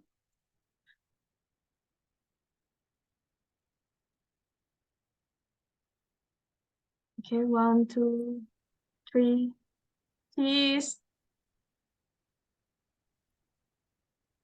Second screen. 1, 2, 3, cheese. And the last. 1, 2, 3, cheese. Okay. Okay, I think we get all the photo. Okay, thank you very much.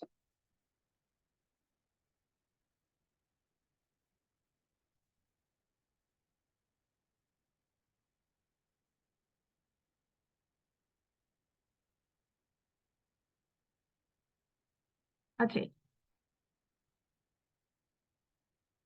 Okay, ladies and gentlemen, this brings us to the end of our farewell program. And we hope you have had a wonderful time with us today. We would like to thank you once again for being part of this event. We would also like to thank all the guests, speakers, organizers, sponsor, performer, and the other part that helped this successful webinar. And I would like to remind you to fill in the attendance links in the link provided in the chat, because only those who fill in the attendance will get the certificate. So please don't forget to fill in. Okay. Thank you so much once again. And I say, I'm sorry if there are any mistakes, and have a great day. Thank you. Assalamualaikum warahmatullahi wabarakatuh.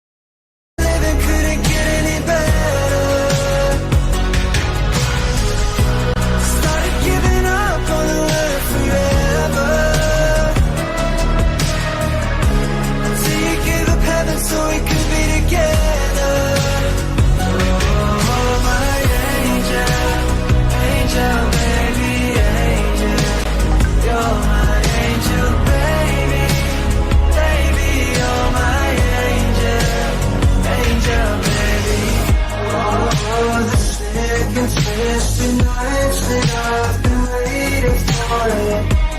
Baby, we'll rise it all alone, yeah. I just wanna live in this moment forever, 'cause I'm afraid that living couldn't get any better.